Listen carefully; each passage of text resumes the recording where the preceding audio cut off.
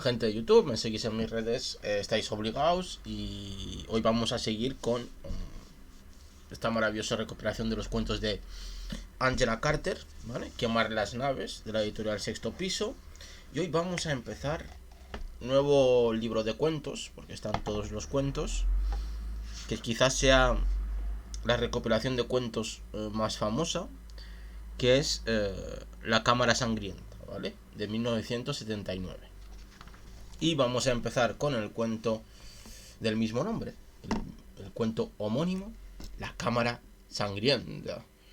Vale, es un cuento de hadas para niños pequeños, ¿eh? No os preocupéis, no os preocupéis. Preparamos la voz de barítono, soprano, tenor. Uy.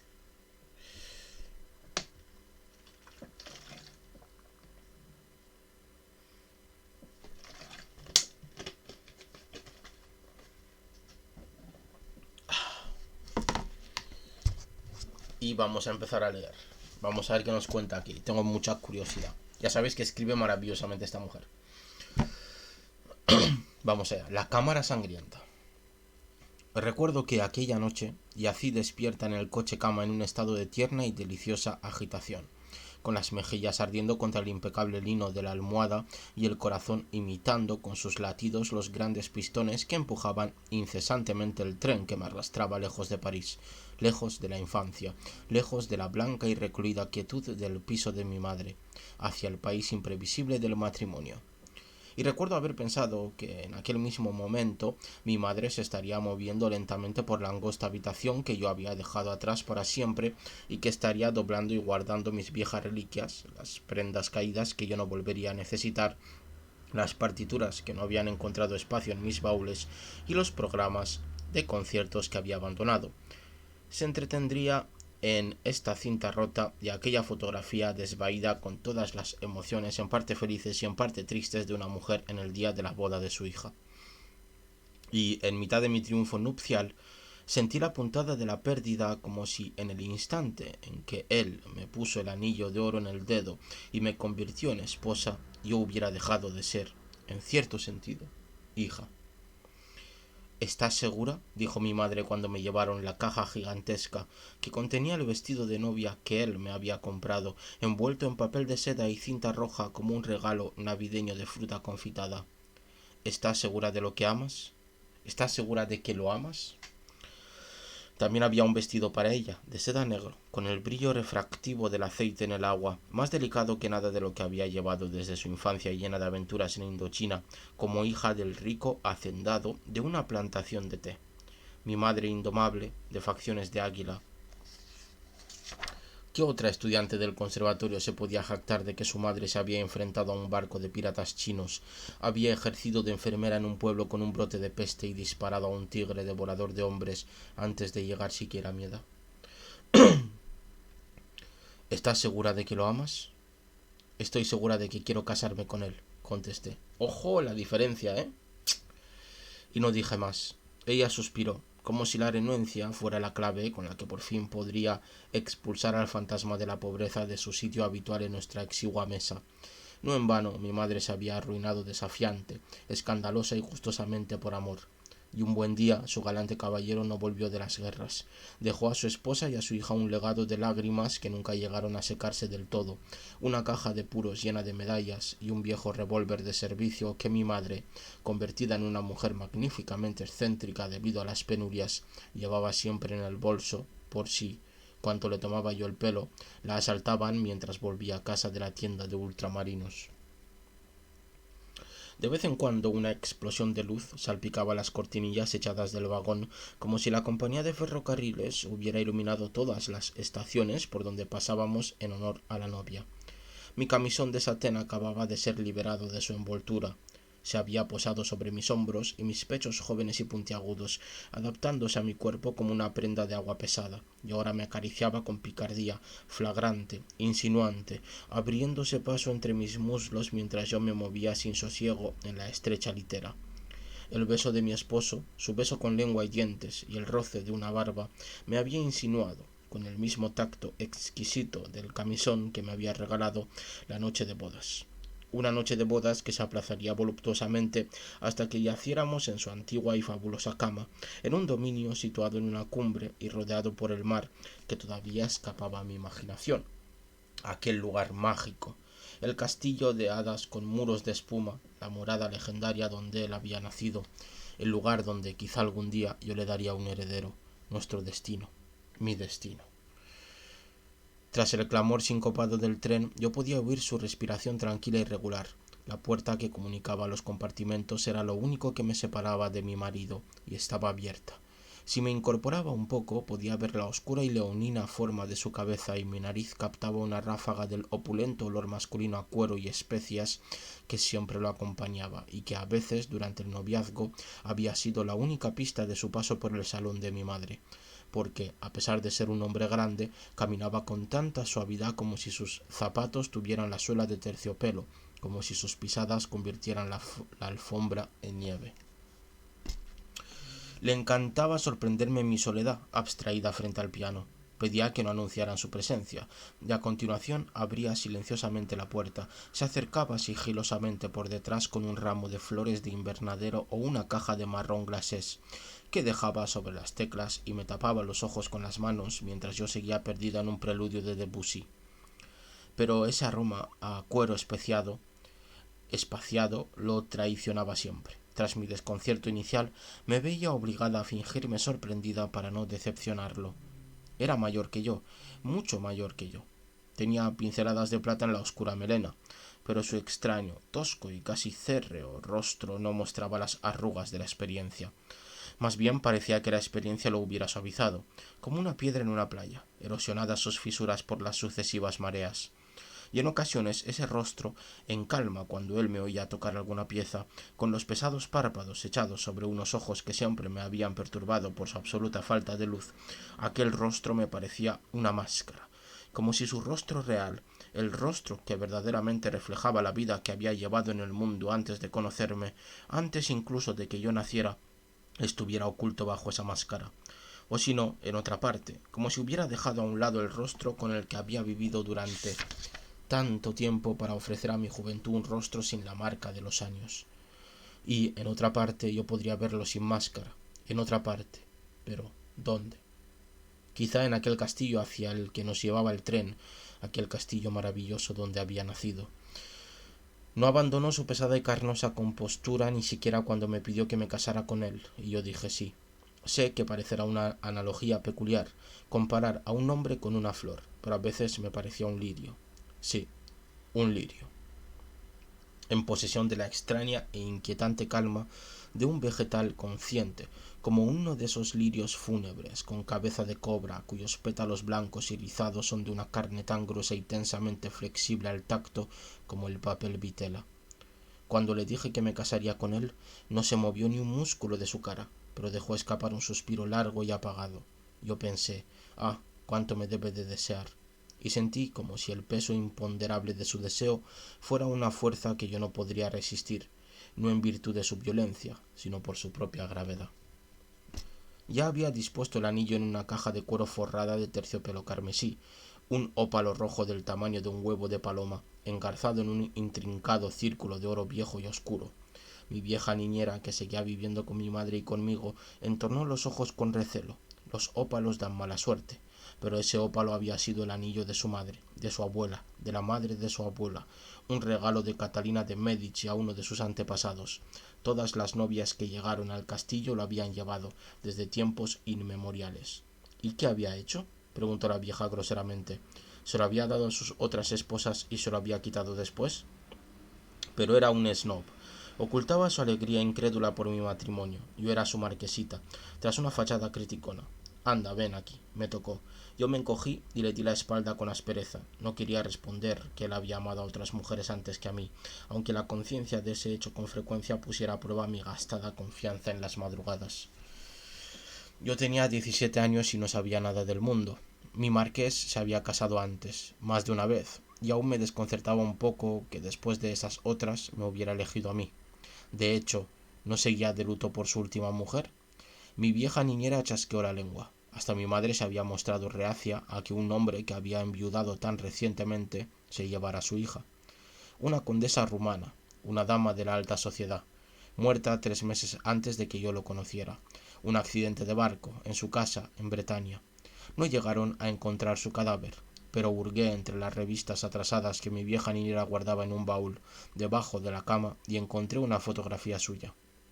El hocico afilado de un mono bonito, astuto, travieso, tanta potencia y singular encanto en una cosa oscura y brillante, salvaje pero refinada, cuyo hábitat natural debía de haber sido el lujoso interior de una jungla de decorador llena de palmeras en tiestos y periquitos amaestrados y chillones. Y antes de ella, su cara es de dominio público. Todo el mundo la había pintado, pero a mí me gustaba especialmente en un grabado de Redón, la estrella de Venus caminando por el borde de la noche. Al admirar su gracia enigmática y esquelética, nadie habría pensado que había sido camarera en un café de Montmartre, hasta que Pubis de Chavannes la vio y la hizo mostrar sus senos planos y sus largos muslos a su brocha. Y no obstante, fue el ajenjo lo que la condenó. O eso dijeron. ¿Y la primera de sus damas? Una diva suntuosa. La niña musicalmente precoz que yo había sido la había oído cantar Isolda. Me habían llevado a la ópera como regalo de cumpleaños. Mi primera ópera, y la había oído cantar Isolda. Con qué blanca y candente pasión había ardido en el escenario, tanta que todos sabían que moriría joven.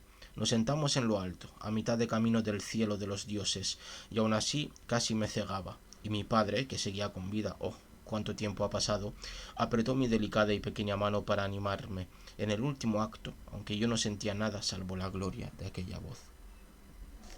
Vemos que el señorito este ha tenido más novias que Don Juan, madre mía. Casado 3 veces durante mi corta vida con 3 gracias distintas, ahora me invitaba a unirme a su galería de bellas mujeres como para demostrarme el eclecticismo de su gusto. Yo, la hija de la viuda pobre, con mi pelo de color ratón, que aún tenía las ondas de las trenzas de las que había sido liberado recientemente, con mis caderas huesudas y mis nerviosos dedos de pianista. Era rico como Creso. La noche anterior a la boda, un acto sencillo en la Mairie, porque su condesa había fallecido hacía poco, nos llevó a mi madre y a mí, curiosa coincidencia, a ver Tristán. Y habéis de saber que mi corazón se hinchó y me dolió de tal modo durante el Liebestod que pensé que estaba verdaderamente enamorada de él. Sí, así es. Agarrada de su brazo, todas las miradas se volvieron hacia mí. La cuchicheante multitud del vestíbulo se separó como el mar rojo para dejarnos pasar. Mi piel ardía con su tacto. Cómo habían cambiado mis circunstancias desde la primera vez que oí esos acordes voluptuosos que arrastraran tal carga de pasión mortal. En el entreacto nos sentamos en una salita en sillones de terciopelo rojo, y un lacayo de peluca trenzada nos trajo una cubeta de plata con champán helado. Cuando la espuma rebasó el borde de mi copa y me empapó los dedos, yo pensé, no necesito nada más. Y llevaba un vestido de Poiret. Había convencido a mi reacia madre para que le permitiera comprarme el ajuar. En caso contrario, ¿qué habría llevado puesto?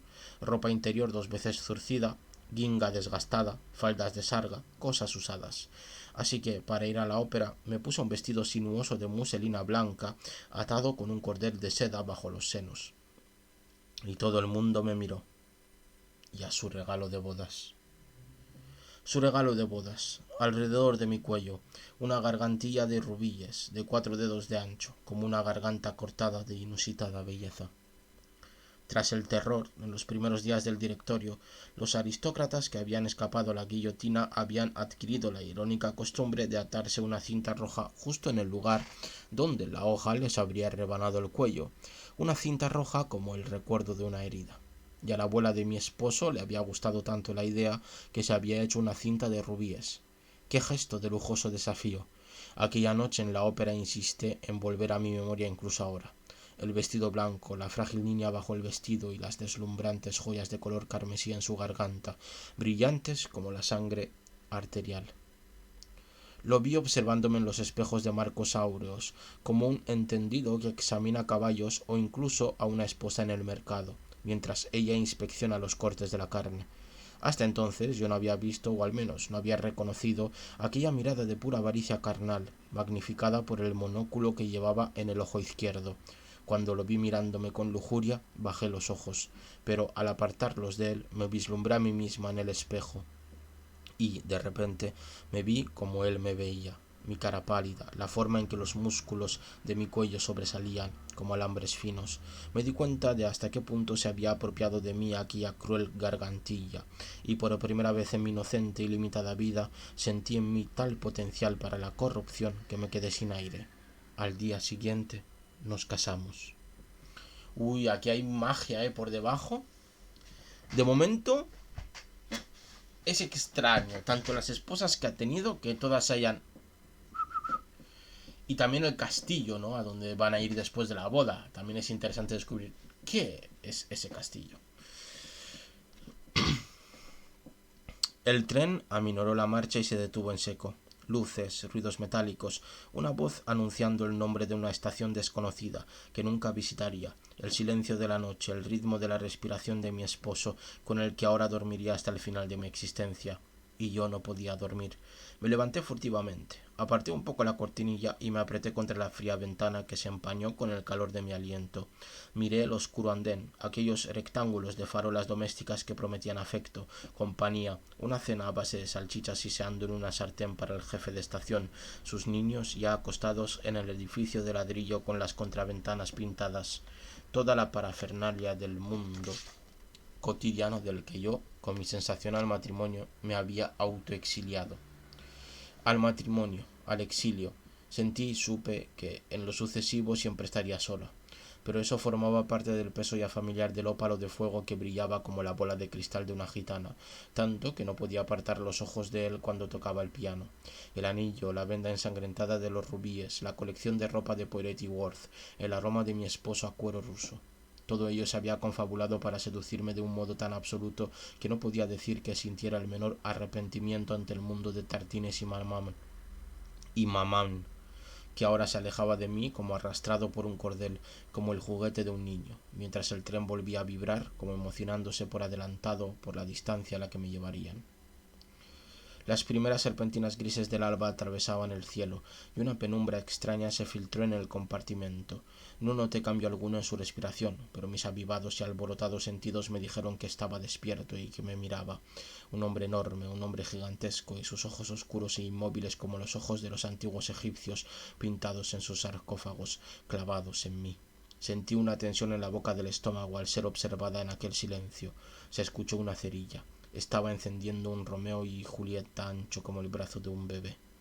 Pronto, dijo con su voz resonante como el tañido de una campana, y yo sentí de súbito una aguda premonición de horrores que solo duró mientras ardió la cerilla y vi la blanca y ancha cara de mi esposo como si flotara por encima de las sábanas, separada del cuerpo e iluminada desde abajo como una grotesca máscara de carnaval. Luego la llama se apagó y el puro brillo llenó el compartimento con una fragancia reminiscente que me hizo pensar en mi padre, en cómo me abrazaba entre la cálida nube de un habano cuando yo era una niña, antes de besarme, de abandonarme y de morir. En cuanto mi marido me ayudó a bajar del alto escalón del tren, noté la salinidad amniótica del océano. Era noviembre. Los árboles, raquíticos por los vendavales del Atlántico, no tenían hojas y el solitario apeadero estaba desierto, salvo por la presencia de un chófer con polainas de cuero que esperaba mansamente junto a un pulcro y negro automóvil.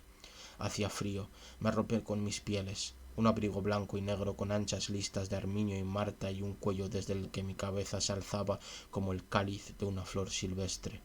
Os lo juro, no fui presumida hasta que lo conocí. La campana repicó. El tren se liberó con esfuerzo de su correa y nos dejó en aquel solitario apeadero adyacente a un camino donde solo nos habíamos bajado él y yo. Ah, qué maravilla, que aquel poder de hierro y vapor se hubiera detenido solo por conveniencia de mi esposo, el hombre más rico de Francia. Madame. El chofer me miró. Me estaba comparando odiosamente con la condesa, la modelo de artistas, la cantante de ópera. Me escondí tras mis pieles como si fueran un sistema de suaves escudos. A mi esposo le agradaba que llevara el ópalo por encima del guante, una trampa teatral y fanfarrona, pero En el momento en que el irónico chofer vislumbró su destello, sonrió como si estuviera ante una prueba fehaciente de que yo era la esposa de su señor, y viajamos hacia el alba que se expandía y que ya veteaba a medio firmamento con un ramo invernal de color rosa de rosas y naranja de lirios atigrados, como si mi esposo le hubiera pedido a una florista que me preparara un cielo. El día estalló a mi alrededor como un sueño frío. Qué bien describe esta señora las cosas, ¿eh? Como ha descrito el cielo. Madre mía. Mar, arena, un cielo que se une con el mar, un paisaje de empañados tonos pasteles que en todo momento parecen a punto de fundirse. Un paisaje con todas las armonías delicuescentes de Debussy, de los etudes que yo había tocado para él cuando nos conocimos, tan absorta aquella tarde en el salón de una princesa, entre tazas de té y pastelitos, yo la huérfana, contratada por Caridad para darle su digestivo de música. Y, su castillo, la adada soledad del lugar, con las torres de azul neblinoso, el patio, el portalón coronado de puntas, su castillo, que descansaba en el mismísimo seno del mar, con gaviotas que chillaban en sus desvanes, ventanas abiertas al verde y al morado y fugaces retiradas del océano. Su castillo, sometido a las mareas que lo aislaban de tierra firme durante mediodía, un hogar que no estaba ni en la tierra ni en el mar, un sitio misterioso y anfibio que infringía la materialidad de la tierra y de las olas con la melancolía de las ninfas que se sientan en una roca y esperan incesantemente a un amante que se ahogó muy lejos hace mucho tiempo. Qué triste y precioso lugar de sirenas. La marea estaba baja. A esa hora, tan temprano en la mañana, el paso elevado se alzaba sobre el mar. Cuando el automóvil atacó el adoquinado mojado entre los lentos márgenes de agua, mi esposo me tomó de la mano que llevaba su sofocante y nigromántico anillo, me apretó los dedos y me besó la palma con una ternura extraordinaria. Su rostro se mostraba tan impasible como de costumbre, inmóvil como un estanque congelado, pero sus labios, que siempre parecían tan extrañamente rojos y desnudos bajo los flecos negros de su barba, se curvaron un poco. Sonrió, dio a la novia la bienvenida a casa. Ninguna habitación, ningún pasillo que no crujiera con el sonido del mar, y los techos, las paredes donde se alineaban en orden sus antepasados con sus adustas insignias de rango, ojos oscuros y rostros blancos, salpicadas de la luz refractada por las olas que estaban siempre en movimiento, aquel castillo luminoso y susurrante del que yo era la castellana, yo, la pequeña estudiante de música cuya madre había vendido todas sus joyas, incluida su alianza, para pagar la matrícula del conservatorio. Primero, la dura prueba de mi audiencia inicial con el ama de llaves, que mantenía esa máquina extraordinaria, ese navío oceánico anclado y almenado en perfecto funcionamiento, estuviera quien estuviera en el puente. Cuán endeble, pensé, será mi autoridad aquí. Bajo el tocado impecablemente almidonado de lino blanco, típico de la región, tenía una cara insulsa, pálida, impasible y desagradable. Su saludo, correcto pero exánime, me estremeció. En mis fantasías me había atrevido a esperar demasiado de mi estatus. Durante un segundo me pregunté cómo podría sustituirla por mi vieja niñera, tan querida y tan acogedoramente inepta. Intrigas mal meditadas. Él me dijo que aquella mujer había sido su madre adoptiva y que estaba ligada a su familia por la más feudal de las complicidades. Es parte de la casa tanto como yo, querida. Ahora sus finos labios me ofrecieron una sonrisita orgullosa.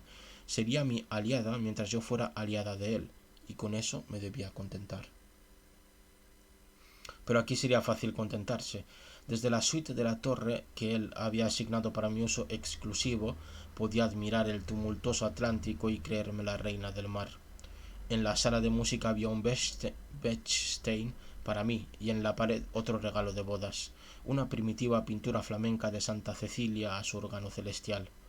En el encanto gazmoño de aquella santa, con sus mejillas regordetas y cetrinas y su ondulado cabello castaño, me vi a mí misma como habría deseado ser. Me reconforté en la afectuosa sensibilidad que hasta entonces no había sospechado mi marido.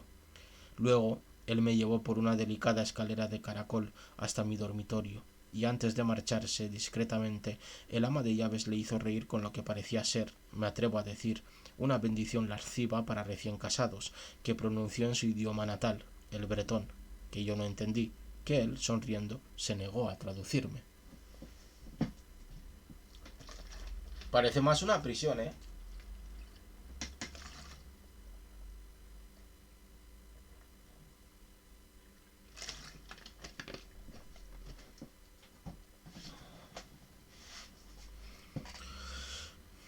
Y ahí estaba la enorme cama matrimonial heredada, casi tan grande como la minúscula habitación de mi casa, con sus cortinas de gasa blanca que se inflaban con la brisa marina y sus gárgolas talladas en sus superficies de ébano, hojas doradas y barniz vermellón. Nuestra cama, y rodeada de tantos espejos, espejos en todas las paredes, en regios marcos de oro tortuoso, reflejando más lirios blancos de los que yo había visto en toda mi vida. Había llenado la habitación con ellos para darle la bienvenida a la novia, la joven novia. La joven novia que se había convertido en la multitud de muchachas que yo veía en los espejos, idénticas en sus distinguidos trajes de color azul marino hechos a medida para viajar, madame, o pasear. Una criada se había encargado de mis pieles. En lo sucesivo, una criada se encargaría de todo. Hola, bienvenida o bienvenido Ubenemsi. Aquí estamos leyendo a Angela Carter, que es maravillosa, ¿vale? No sabemos a dónde va a ir este cuento. Veremos. ¿Lo ves? Él señaló a todas aquellas jóvenes elegantes. Me he buscado un harén para mí solo. Descubrí que yo estaba temblando. Respiraba con dificultad. No podía mirarlo a los ojos, así que aparté la vista por orgullo, por timidez, y vi que una docena de maridos se acercaba a mí en una docena de espejos y me desabrochaba lenta, metódica y socarronamente los botones de la chaqueta, que apartó de mis hombros. Basta. No, más. Lo siguiente, la falda, y después la blusa de lino color albaricoque, que costó más que el vestido que me puse en la primera comunión. Las olas que jugaban afuera bajo el frío sol se reflejaron en su monóculo. Sus movimientos parecían ser deliberadamente toscos, vulgares. La sangre se me subió de nuevo a la cara, y ahí se quedó. Pero, a pesar de todo, supuse que debía ser así, que debía despojarse formalmente a la novia de sus vestiduras, un ritual de burdel. Aunque me había criado entre algodones, ¿cómo era posible que, incluso viviendo entre la bohemia remilgada, no supiera nada de las cosas que se hacían en su mundo? Me desnudó, dada su naturaleza glotona, como si estuviera arrancando las hojas de una alcachofa. Pero no imaginéis demasiado refinamiento en aquel acto. Ni esta alcachofa era un capricho especial para la cena, ni él sentía todavía una ansia voraz. Se acercó a su familiar capricho con un apetito cansado, y cuando no quedó nada salvo mi corazón palpitante y escarlata, vi en el espejo la imagen viva de un aguafuerte de Robs de la colección que me había enseñado cuando nuestro compromiso matrimonial nos permitió por fin quedarnos a solas. La niña de las extremidades como palos, desnuda salvo por sus botas de botones y sus guantes, cubriéndose la cara con una mano como si aquella fuera el último depositario de su modestia, y el viejo verde del monóculo que la examinaba extremidad por extremidad. Él en su traje londinense, ella desnuda como una chuleta de cordero, el más pornográfico de todos los enfrentamientos. Y así mi comprador desenvolvió su ganga. Y al igual que en la ópera, cuando vi por primera vez mi carne en sus ojos, me horroricé al sentir mi propia agitación. Enseguida me cerró las piernas como si fueran un libro y yo volví a ver el raro movimiento de sus labios que indicaba que estaba sonriendo. Todavía no. Más tarde. La expectativa es la parte más importante del placer, amorcito.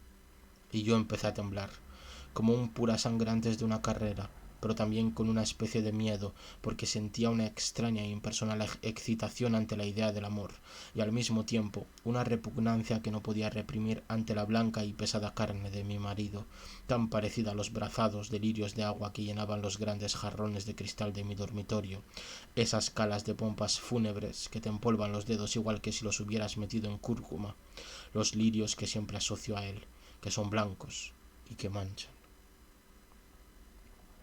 Vaya escena más eróticamente perturbadora, ¿no? Tengamos en cuenta que el cuarto estaba lleno de espejos con lirios blancos y ahí surge toda esta escena, ¿no? Esa escena de una vida voluptuosa terminó de forma abrupta. Resultó que tenía negocios que atender, sus propiedades, sus empresas. ¿Hasta en tu luna de miel?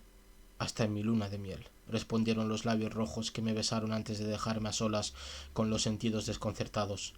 Un roce húmedo y sedoso de su barba, una insinuación de la punta afilada de su lengua. Contrariada me puse un negligé de puntilla para tomar el pequeño desayuno de chocolate caliente que la doncella me había traído.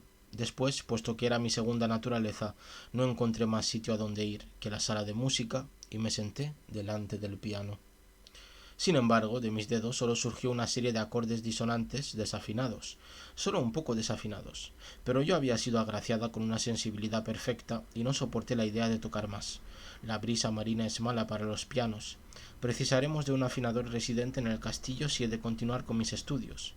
Cerré la tapa de golpe, en un pequeño acceso de furia y decepción. ¿Qué puedo hacer ahora? ¿A qué dedicaré las largas horas iluminadas por el mar hasta que mi esposo se acueste conmigo? Me estremecí al pensar en eso. Su biblioteca parecía ser la fuente de su habitual olor a cuero ruso.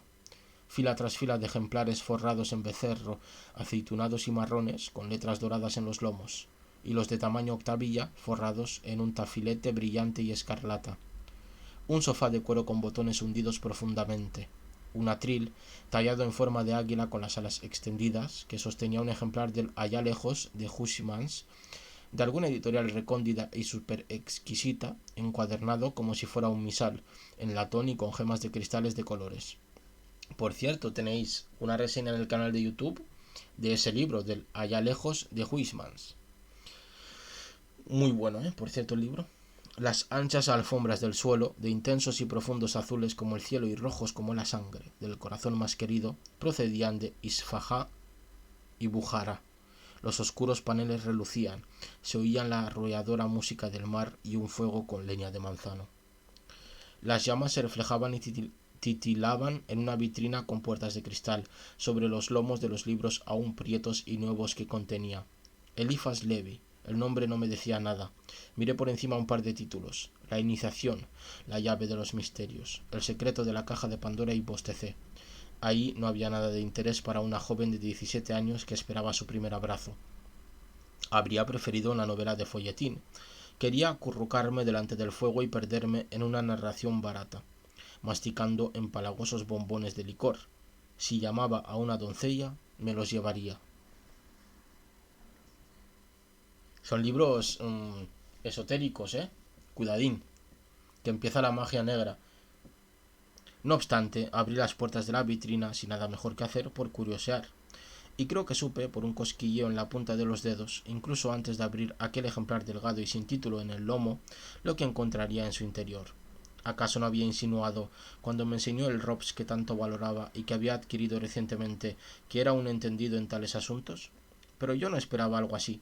La muchacha con lágrimas aferradas a sus mejillas como perlas engarzadas, su coño un higo cortado bajo los grandes globos de sus nalgas, sobre las que estaban a punto de caer las colas nudosas de un látigo, un hombre de máscara negra que con la mano que tenía libre se toqueteaba la verga, curvada hacia arriba como la cimitarra que llevaba. La ilustración tenía una leyenda: reprobación de la curiosidad. Esto es lo que le va a pasar a ella, seguramente. Mi madre, con toda la precisión de su carácter excéntrico, me había hablado de lo que hacían los amantes. Yo era inocente, pero no ingenua. Según la guarda del libro, las aventuras de Eulalia en el harén del Gran Turco, una rara pieza de coleccionista, se había impreso en Ámsterdam en 1748. ¿Sería que algún antepasado suyo lo había adquirido en aquella ciudad norteña? ¿O lo habría comprado mi esposo en alguna de las polvorientas y pequeñas librerías de la orilla izquierda, donde un viejo te escruta tras unos anteojos de 2 dedos de ancho, desafiándote a inspeccionar su mercancía? Pasé las páginas esperando sentir miedo. Los grabados eran herrumbrosos. Encontré otro aguafuerte: inmolación de las esposas del sultán, por lo que vi en aquel libro comprendí lo suficiente como para soltar un grito ahogado. Hubo una cáustica intensificación del olor a cuero que bañaba la biblioteca. La sombra de mi esposo cayó sobre la masacre. Mi monjita ha encontrado el libro de oraciones, ¿verdad?, preguntó, con una curiosa mezcla de sarcasmo y placer. Luego, al ver mi doloroso y febril desconcierto, soltó una carcajada, me arrancó el libro de las manos y lo dejó en el sofá. ¿Acaso esas láminas tan terribles han asustado a la niña? La niña no debería jugar con juguetes de mayores hasta que haya aprendido a manejarlos, ¿no crees? Entonces me besó. Y esta vez sin reticencias. Me besó y me puso una mano imperativa en un seno, por debajo del forro de encaje. Yo di un traspié en la sinuosa escalera que llevaba al dormitorio, a la áurea cama de madera tallada donde él había sido concebido. Farfullé tontamente. Todavía no hemos almorzado y además estamos a plena luz del día. Así te veré mejor. Me hizo ponerme la gargantilla, la reliquia familiar de una mujer que había escapado del acero. Con dedos temblorosos me abroché el objeto alrededor del cuello. Estaba frío como el hielo y me dio un escalofrío. Él me enroscó el pelo en una coleta y la alzó por encima de mis hombros para poder besar mejor el sedoso surco de detrás de mis orejas. Eso me estremeció, y también besó los resplandecientes rubíes. Los besó antes de besar mi boca. Embelesado recitó: de su atavío conservo solo sus sonoras alhajas. Una docena de esposos empaló a una docena de esposas mientras las lloriqueantes gaviotas se columpiaban sobre trapecios invisibles en el aire vacío del exterior.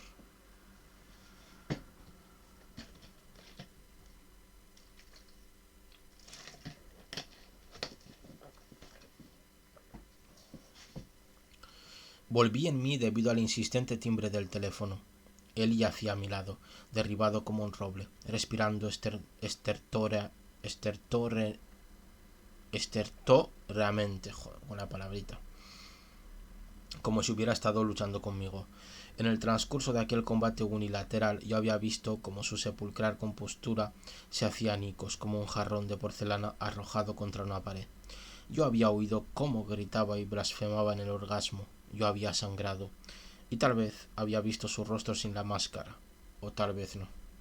Pero la pérdida de mi virginidad me había dejado el pelo completamente alborotado. Recuperé el aplomo, me incliné sobre el aparador de Cloisonné, que ocultaba el teléfono, y levanté el auricular. Era un agente de Nueva York. Urgente. Era su agente de Nueva York. Urgente. Lo desperté, me di la vuelta y crucé los brazos sobre mi cansado cuerpo. Su voz zumbó como un enjambre de distantes abejas. Mi esposo que con tanto amor había llenado mi dormitorio de lirios hasta convertirlo en algo semejante a una sala de embalsamar.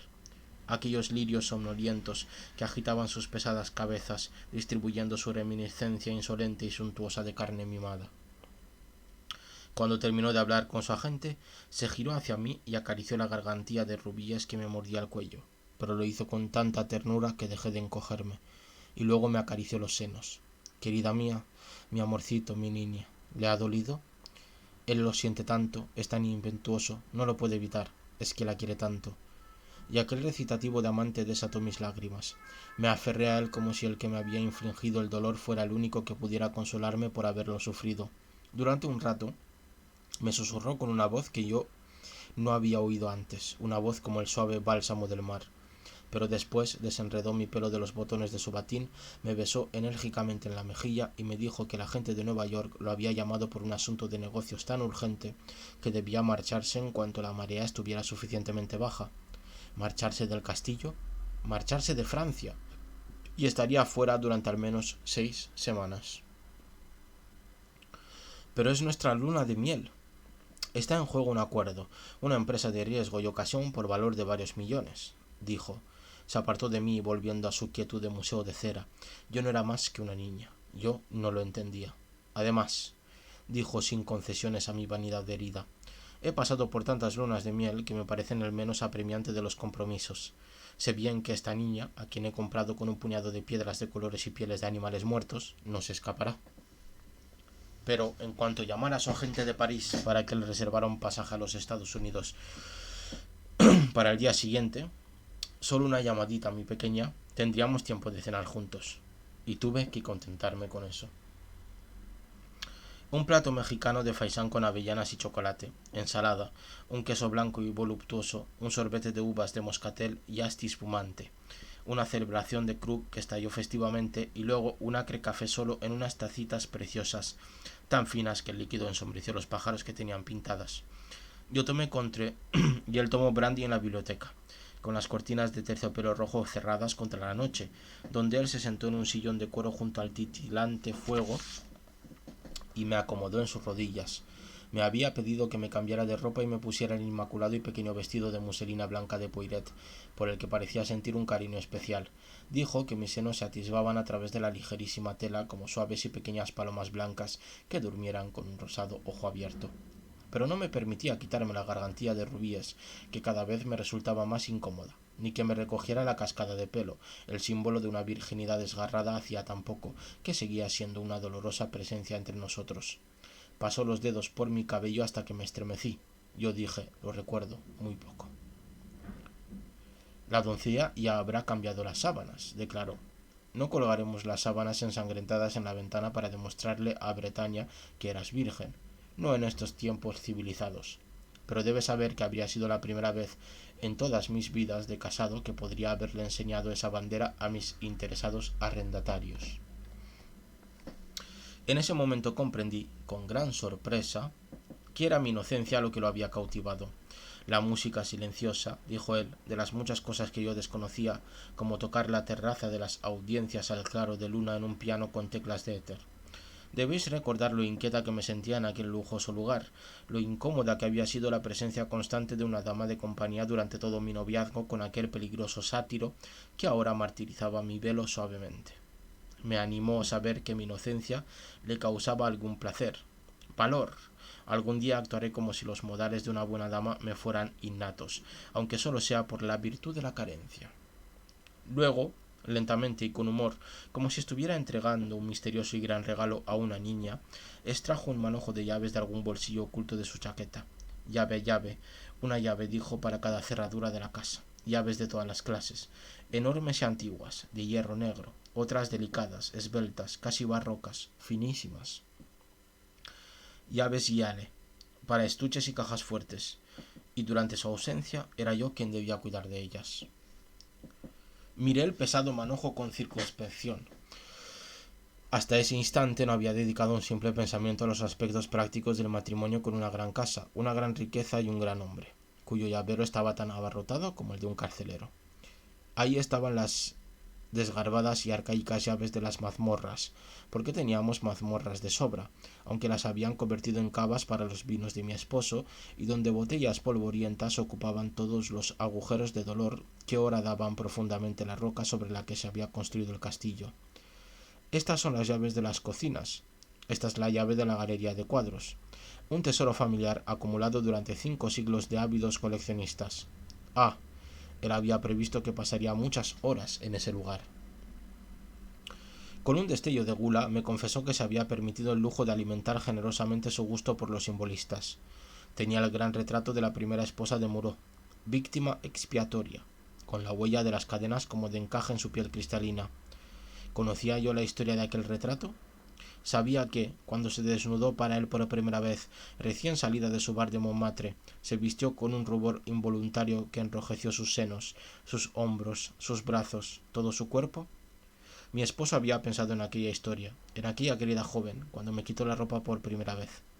Ensor, el magnífico Ensor, su lienzo monolítico, las vírgenes insensatas.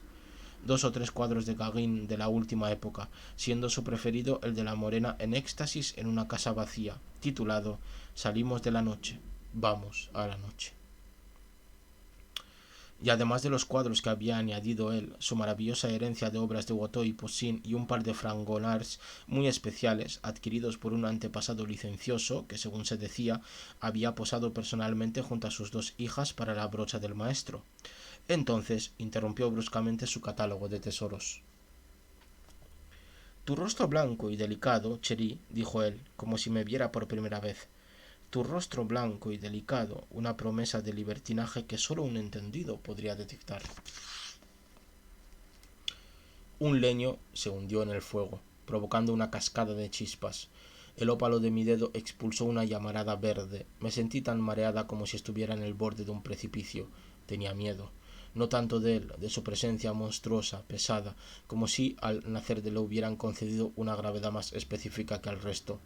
La presencia que siempre me oprimía de un modo sutil, incluso cuando me sentía profundamente enamorada de él. No, no tenía miedo de mi esposo, sino de mí. Parecía renacida en sus ojos sin reflejo, renacida en un cuerpo extraño. Apenas me reconocía en su forma de describirme, y sin embargo, ¿no habría un poco de horrible verdad en ella? Bajo la luz roja del fuego, me ruboricé sin que se diera cuenta. Pensé que quizá me había elegido porque en mi inocencia había reconocido un raro talento para la disipación. Aquí está la llave de la alacena. No te rías, querida. En ese mueble hay una fortuna en Sèvres y otra en Limoges, y una llave para la sala cerrada, con barrotes, donde se guardaron 5 generaciones de platos. Llaves, llaves, llaves.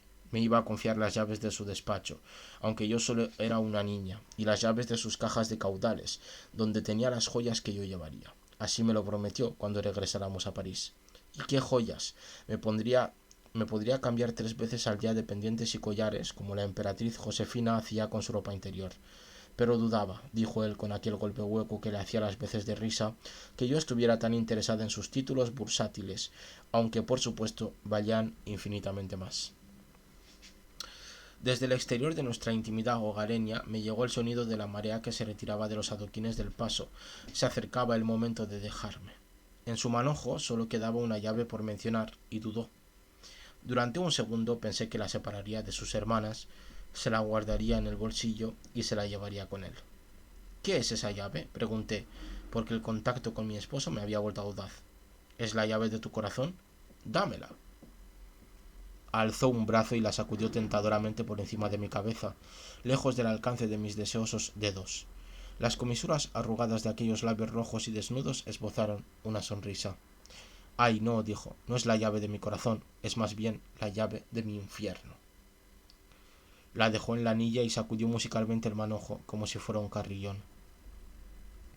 Después lanzó el tintineante montón de llaves sobre mi regazo. El frío metal me heló los muslos a través del fino vestido de muselina. Él se inclinó y me dio un beso enmascarado por su barba en la frente. Todo hombre debería ocultar un secreto, aunque solo sea uno, a su esposa, dijo. Prométeme esto, mi pálida concertista de piano. Prométeme que usarás todas las llaves del llavero menos la pequeña que te he enseñado al final.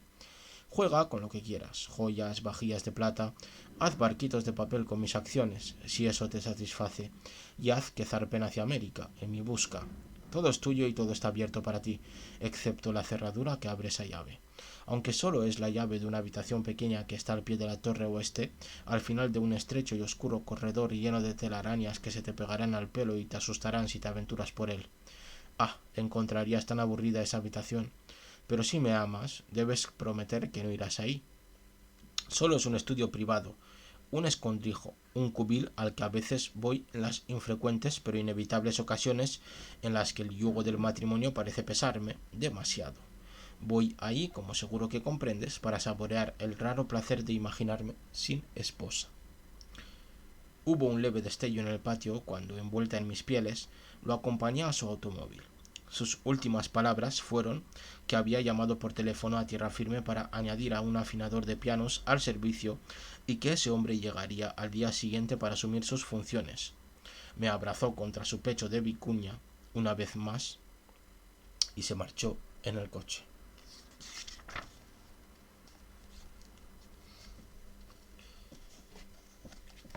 Traguito de agua no me queda, así que voy a ir a por ella, si me disculpáis.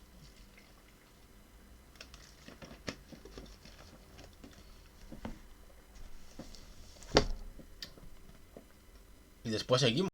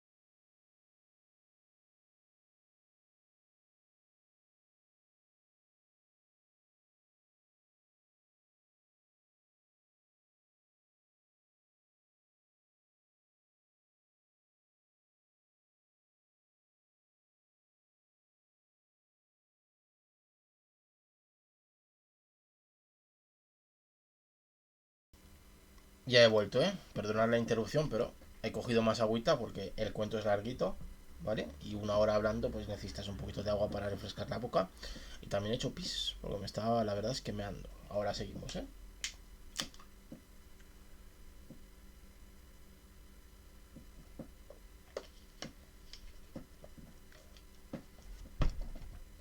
Que viene la agüita. Nos habíamos quedado en que el chico se había ido a Estados Unidos de viaje de negocios y había dejado a nuestra protagonista un manojo de llaves que abría millones de puertas que había en ese castillo, ¿no?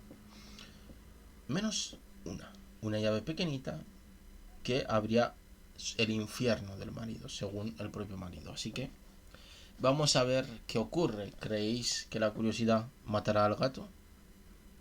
Ya me diréis. Me había quedado adormilada por la tarde y ahora no podía dormir. Me dediqué a dar vueltas y más vueltas en su cama ancestral hasta que otro amanecer decoloró la docena de espejos irisados por los reflejos del mar. El perfume de los lirios entumecía mis sentidos. Cuando pensé que a partir de entonces compartiría siempre esas sábanas con un hombre cuya piel contenía aquel amago pegajoso como de sapo, de humedad, sentí una vaga desolación porque una vez cerrada mi femenina herida se hubiera despertado en mí un deseo que me provocaba náuseas, como el que tienen las embarazadas de probar carbón, tiza o comida en mal estado, el de volver a gozar de sus caricias. ¿Acaso no me había insinuado él, con su carne, con sus palabras y con sus miradas las miles y miles de intersecciones barrocas de la carne con la carne? Estaba en nuestra amplia cama con un compañero desvelado, mi oscura y recién nacida curiosidad. Estaba sola en la cama, y lo anhelaba, y me asqueaba. ¿Habría joyas suficientes en sus cajas de caudales como para indemnizarme por ese aprieto? ¿Serían las riquezas de aquel castillo una recompensa suficiente a cambio de la compañía del libertino con quien las debía compartir? ¿Y en qué consistía exactamente la naturaleza del terror lleno de deseo que sentía hacia aquel ser misterioso que, para demostrar su dominio sobre mí, me había abandonado en mi noche de bodas? Me senté en la cama, bajo las máscaras sarcásticas de las gárgolas talladas que se alzaban sobre mí, desgarrada por una salvaje conjetura. Me habría abandonado no por Wall Street, sino por una amante solícita escondida quién sabe dónde, y que sabía procurarle mucho más placer que una niña cuyos dedos solo se habían ejercitado hasta entonces en la práctica de escalas y arpegios. Lentamente me calmé y me recosté sobre la pila de almohadas, consciente de que el ataque de celos que acababa de tener no carecía de un pequeño tinte de alivio. Por fin, mientras la luz del sol llenaba el dormitorio y espantaba mis preocupaciones, el sueño me pudo. Mi último pensamiento, antes de quedarme dormida, fue para el alto jarrón de lirios junto a la cama, cuyo ancho cristal distorsionaba sus gordos tallos de tal forma que parecían brazos cortados que se mecían ahogados en un agua verdosa. Vaya descripción, madre mía. Café y croissants para consolar este solitario despertar nupcial, deliciosos, y también miel, un trozo de panal en un platillo de vidrio. La doncella exprimió el aromático zumo de una naranja en una copa enfriada, mientras yo la observaba al mediodía desde la perezosa cama de los ricos. Pero aquella mañana no me dio más que algún breve placer, excepto por la noticia de que el afinador de pianos ya se había puesto a trabajar. Cuando la doncella me lo dijo, salté de la cama y me puse mi vieja falda de sarga y mi blusa de franela, ropa de estudiante con la que me sentía mucho más cómoda que con cualquiera de mis nuevas y elegantes prendas. Al terminar mis 3 horas de ensayo, hice llamar al afinador y le di las gracias. Era ciego, por supuesto, pero joven, de boca delicada y ojos grises, que se clavaron en mí aunque no podían verme. Era el hijo de un herrero del pueblo que había al otro lado del paso, un miembro del coro de la iglesia, cuyo buen sacerdote le había enseñado un negocio para que se pudiera ganar la vida. Todo muy satisfactorio, sí. Pensaba que yo sería feliz en el castillo, y añadió tímidamente que si alguna vez le permitían oírme tocar, porque bueno, él amaba la música. Sí, por supuesto, dije yo, naturalmente. Pareció saber que yo había sonreído. Tras despedirlo, me di cuenta de que a pesar de haberme levantado tan tarde, faltaba mucho para mi té de las 5. El ama de llaves, que cuidadosamente advertida por mi esposo se había abstenido de interrumpir mi interpretación, me hizo una visita solemne con un extenso menú para un almuerzo tardío. Cuando le dije que no lo necesitaba, me miró de soslayo, por encima de la nariz, Comprendí de inmediato que una de mis funciones principales en calidad de señora de la casa era la de proporcionar trabajo al personal. Pero a pesar de ello me reafirmé y declaré que esperaría a la hora de la cena, aunque la perspectiva de aquella comida solitaria me ponía nerviosa. Luego descubrí que debía decirle lo que quería que me prepararan, y mi imaginación, que seguía siendo la de una colegiala, se amotinó. ¿Un ave con nata? ¿O debería adelantar las navidades con un pavo lacado? No, decidí. Aguacate y gambas, montones, sin segundo plato. Pero sorpréndame de postre con todos los sabores de helado que hay en la nevera. Ella lo apuntó todo, pero con desdén. La había escandalizado. Qué mal gusto. Niña como yo era, solté unas risitas cuando se marchó. Pero ahora, ¿qué podría hacer ahora? Podría haber pasado una hora feliz desempacando los baúles que contenían mis tesoros, pero la doncella ya se había encargado. Los vestidos, toda la ropa a medida, colgaban en el armario de mi vestidor, los sombreros, metidos en cabezas de madera para no perder la forma, y los zapatos en pies del mismo material, como si aquellos objetos inanimados imitaran la apariencia de la vida para reírse de mí. Me disgustaba quedarme en mi atestado vestidor o en mi dormitorio lúgubremente perfumado de lirios. ¿Cómo mataría el tiempo? Ya vemos que se aburre, ¿no? Me bañaré en mi propio cuarto de baño y descubrí que los grifos eran pequeños delfines de oro con esquirlas de turquesas como ojos. Y había una pecera con peces de colores que nadaban entre frondas de ondulantes algas, tan aburridos, pensé, como yo. Cuánto deseaba que mi esposo no se hubiera ido. Cuánto deseaba haber podido charlar con una doncella, por ejemplo, o con el afinador. Pero para entonces ya sabía que mi nuevo rango prohibía los acercamientos amistosos al personal.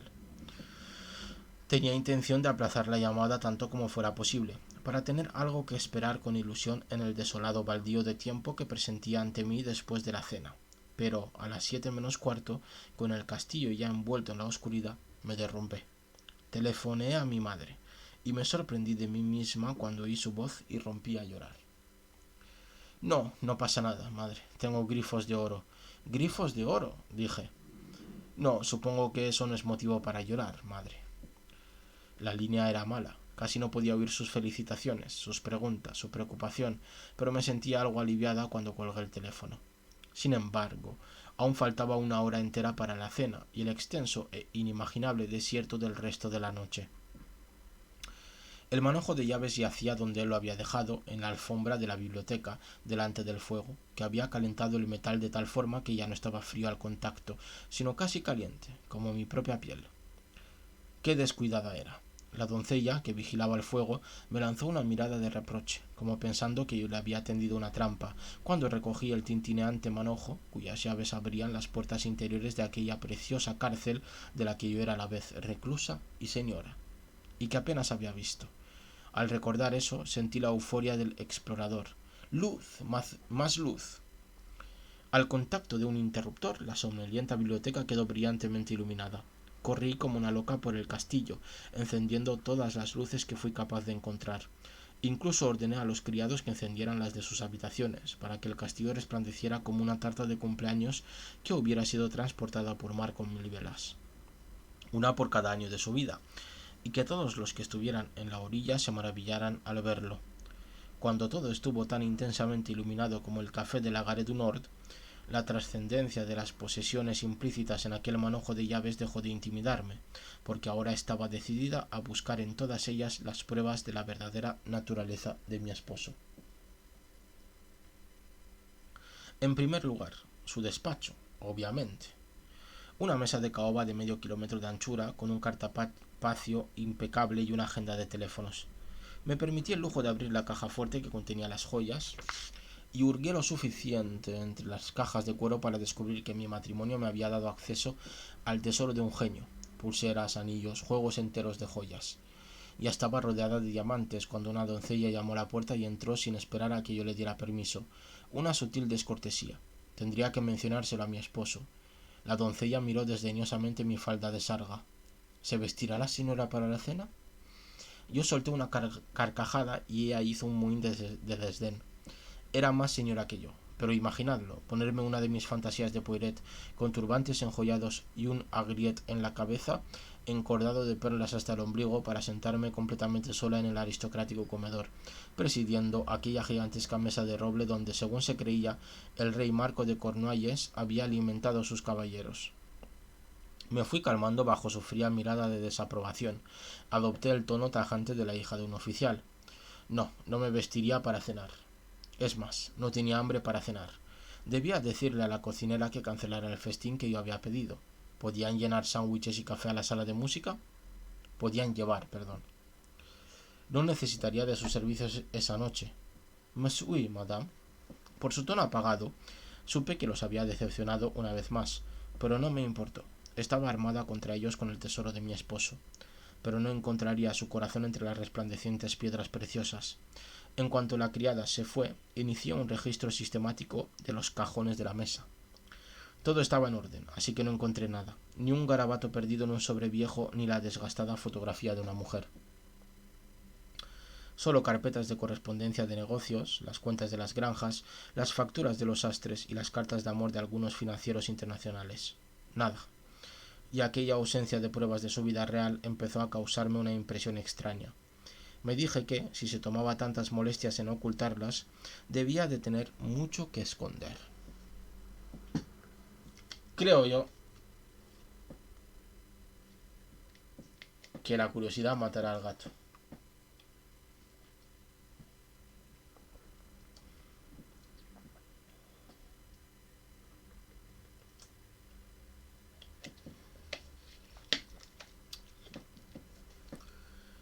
Su despacho era una sala singularmente impersonal.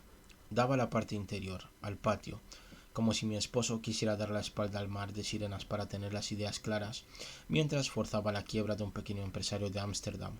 O, lo pensé con un estremecimiento de desagrado, se metía en algún negocio en Laos que, por algunas referencias crípticas al entusiasmo que sentía por ciertas amapolas en calidad de aficionado a la botánica, tenía que estar relacionado con el opio.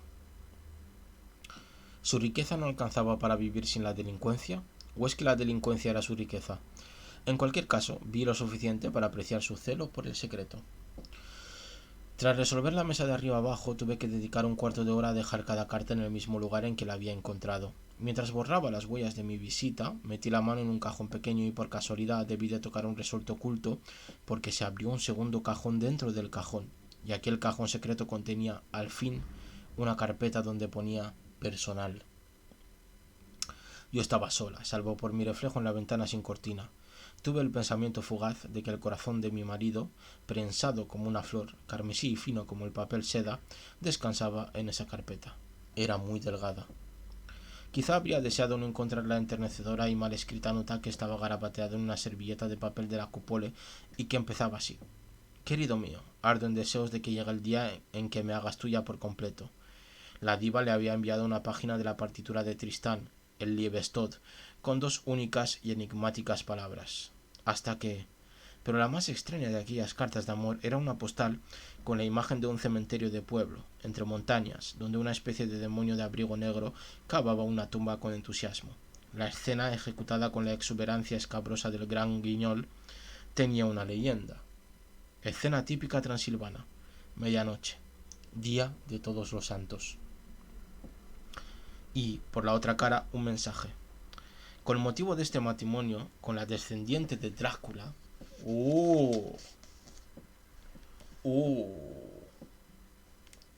Recuerda siempre que el supremo y único placer del amor es la certeza de que uno está haciendo el mal. Tutes amitis C. Vaya mensaje, ¿no? Una broma. Una broma del peor gusto posible, porque ¿acaso no había estado casado con una condesa rumana?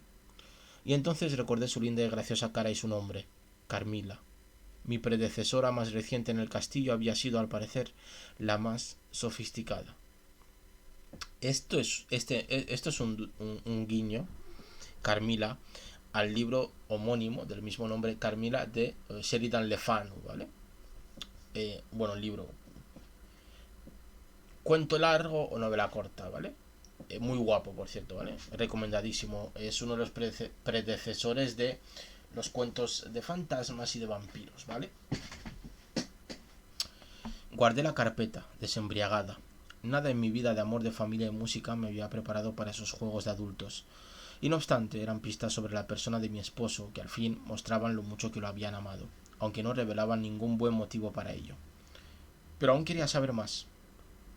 Y mientras cerraba la puerta y echaba el cerrojo, los medios para descubrir más cayeron ante mis ojos. Cayeron sin duda, y con el estruendo de una cubertería, porque de algún modo mientras giraba la lustrosa cerradura Yale, me las ingenié para que se abriera la anilla de las llaves de tal manera que éstas se soltaron y cayeron al suelo.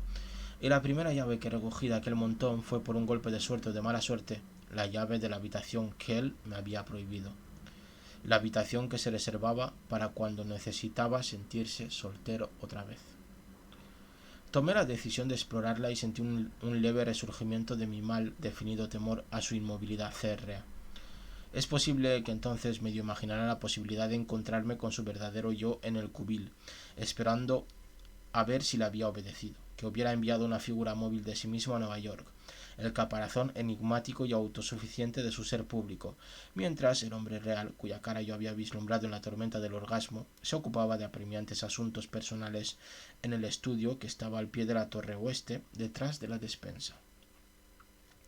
Pero de ser así, era fundamental que yo lo encontrara, que lo conociera, y estaba demasiado engañada por su afecto para pensar que mi desobediencia pudiera disgustarlo de verdad.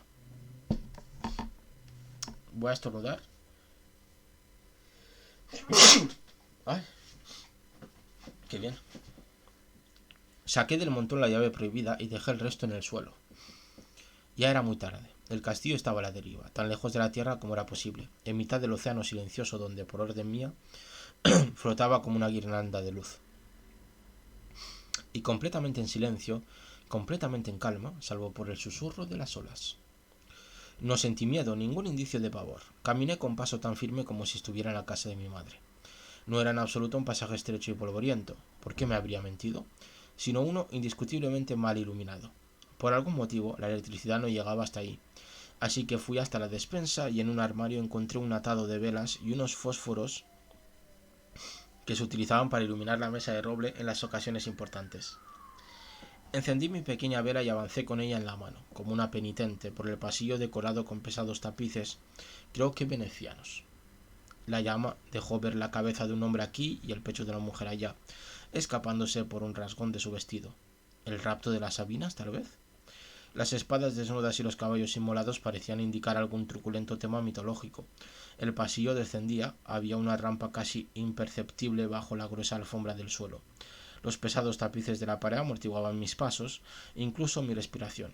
Por algún motivo empecé a tener mucho calor, el sudor manó de mi frente en abalorios. Ya no podía oír el mar. Un pasillo largo y sinuoso, como si me encontrase en las vísceras del castillo, y este pasillo terminaba en una puerta de roble carcomido, baja, redondeada por arriba y defendida con barras de hierro negro. Y yo seguía sin sentir temor, sin que los pelos de la nuca se me erizaran, sin hormigueo en los pulgares. La llave entró en la cerradura nueva con la misma facilidad que un cuchillo caliente entre la mantequilla. Ningún miedo, solo una duda, una interrupción del aliento espiritual. ¿Os imagináis que está ahí el marido? Aguardando tranquilamente. ¿Os lo podéis imaginar?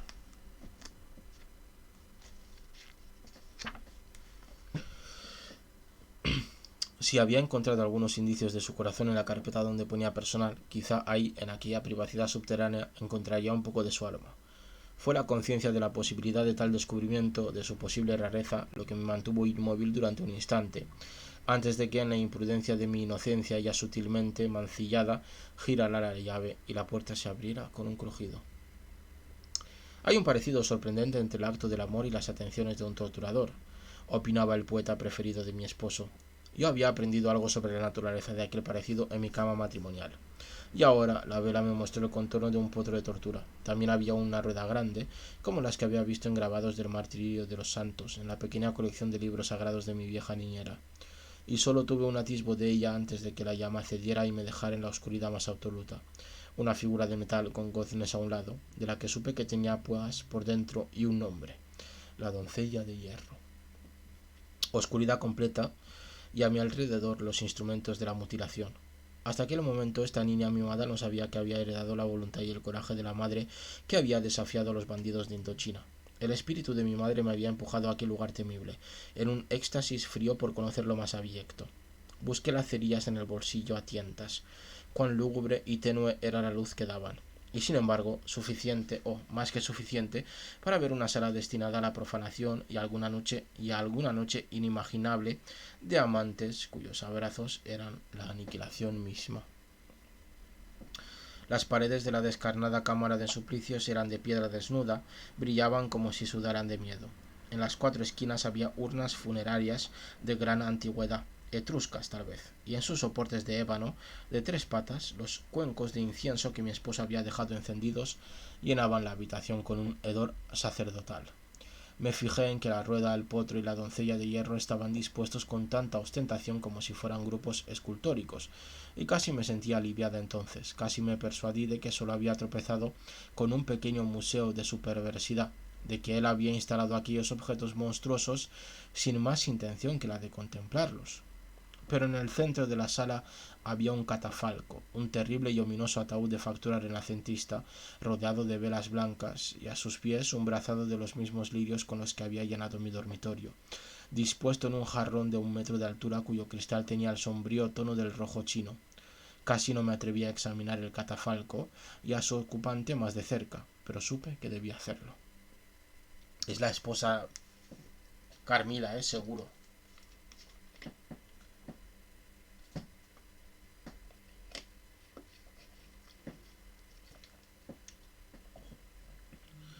Cada vez que encendía un fósforo para iluminar las velas que rodeaban su lecho, tenía la sensación de que perdía una prenda de aquella inocencia mía que tanto deseaba mi esposo.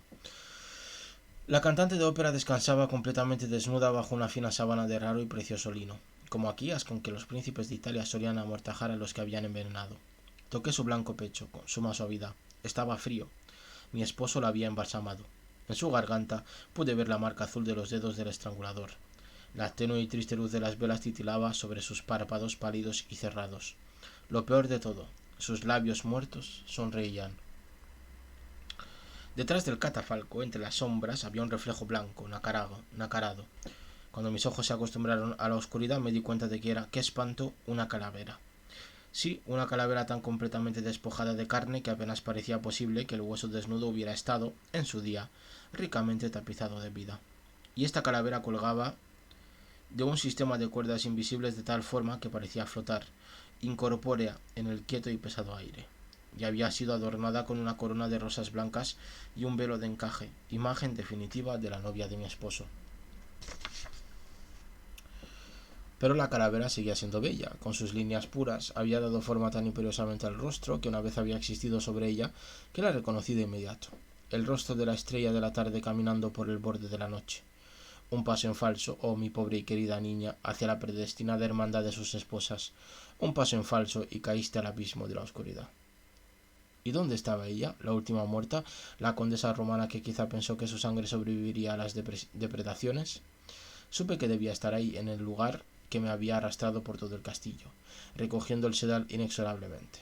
Al principio no la vi. Entonces, por algún motivo, tal vez un cambio en la atmósfera causado por mi presencia, el armazón de metal de la doncella de hierro emitió un tañido fantasmagórico. Mi febril imaginación creyó que su ocupante intentaría salir, aunque hasta en el medio de mi creciente histeria supe que debía estar muerta para habitar en semejante sitio.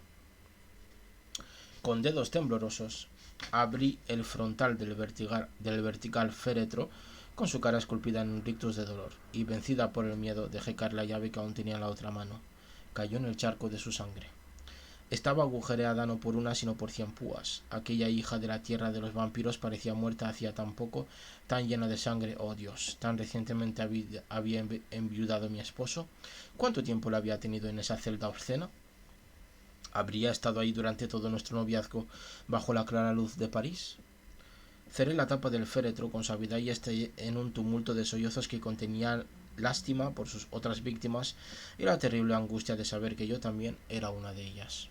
Las velas avivaron como por la corriente procedente de una puerta en algún lugar. La luz se reflejó en el ópalo de mi mano, que soltó un destello siniestro, una sola vez, como para avisarme de que el ojo de Dios, el ojo de mi marido, estaba clavado en mí. Mi primer pensamiento, al ver el anillo por el que yo me había vendido y condenado a ese destino, fue el de escapar. Aún conservé el aplomo necesario para sofocar las velas del féretro con los dedos, recoger la mía y echar un vistazo a mi alrededor, con un escalofrío, para asegurarme de que no dejaba ninguna huella de mi visita. Saqué la llave del charco de sangre, la envolví con un pañuelo para no mancharme las manos y me di a la fuga, cerrando la puerta de golpe. Retumbó estrepitosamente, como la puerta del infierno. Vemos que la estaba vigilando con el ópalo.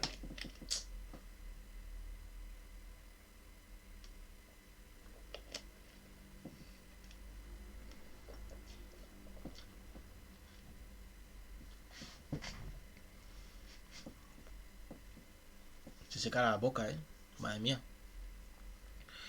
No podía refugiarme en mi dormitorio, porque el recuerdo de la presencia de mi esposo seguía atrapado en el insondable baño de plata de los espejos. La sala de música me pareció el lugar más seguro, aunque miré el cuadro de Santa Cecilia con algún temor. ¿En qué había consistido su martirio? Mi mente era un revuelo, planes de huida que corrían empujándose entre sí. En cuanto bajara la marea y el paso quedara despejado, me marcharía a tierra firme, a pie, corriendo, dando tumbos. No confiaba en el chofer con sus atavíos de cuero ni en la obediente ama de llaves, y tampoco me atrevía a acudir a ninguna de las pálidas y fantasmales doncellas, criaturas que, a fin de cuentas, también le pertenecían a él.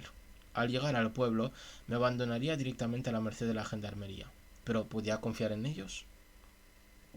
Los antepasados de mi esposo habían gobernado aquella costa durante 8 siglos, desde el castillo cuyo foso era el Atlántico.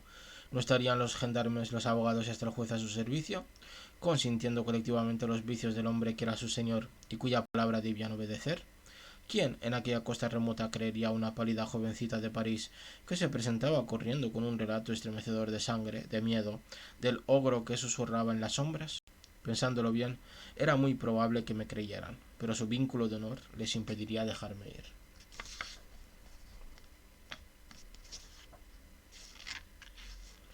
Ayuda, mi madre. Corrí al teléfono y naturalmente la línea estaba muerta. Tan muerta como sus esposas. Una oscuridad densa iluminada por ninguna estrella velaba las ventanas.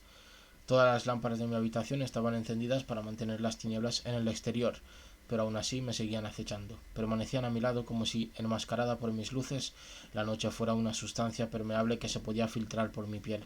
Miré el precioso y pequeño reloj, hecho hacía tiempo de flores hipócritamente inocentes, en Dresde. Las manecillas apenas se habían movido, 1 hora desde que había descendido al matadero privado de mi esposo. El tiempo también era su criado. Me atraparía allí en una noche que duraría hasta que él volviera, como un sol negro en una mañana sin esperanza. Y no obstante, el tiempo podía seguir siendo mi aliado. En aquella misma hora, él zarpaba hacia Nueva York. Saber que abandonaría Francia en pocos momentos calmó un poco mi inquietud. La razón me decía que no tenía nada que temer. La marea que lo llevaría lejos al nuevo mundo me liberaría de mi encarcelamiento en el castillo. Seguro que podría esquivar a los criados. Cualquiera podía comprar un billete en una estación de ferrocarril, pero seguía desazonada. Levanté la tapa del piano.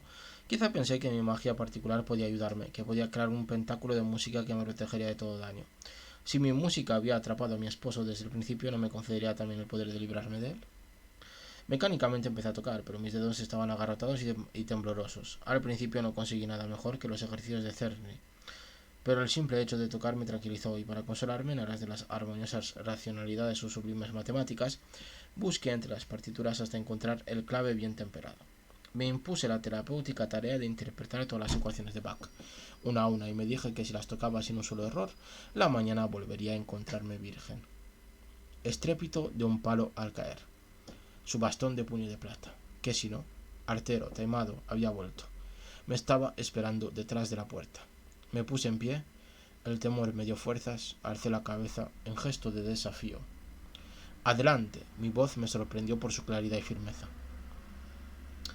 La puerta se abrió lenta y nerviosamente y yo vi no la enorme e irremedible mole de mi esposo, sino la ligera y encorvada figura del afinador, a quien yo parecía causar más miedo que el miedo que la hija de mi madre habría sentido ante el mismísimo diablo. En la cámara de tortura pensé que jamás volvería a reír, y ahora, sin poder refrenarme, reía con alivio.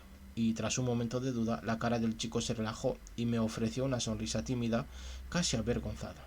Aun siendo ciego, sus ojos eran singularmente dulces. Perdóneme, dijo Jean Yves. Sé que le he dado motivos para despedirme, que debería postrarme de rodillas ante su puerta a medianoche, pero la he oído caminar arriba y abajo. Duermo en una habitación al pie de la torre oeste, y la intuición me ha dicho que usted no podía dormir, y que quizá pasaría sus horas de insomnio ante el piano.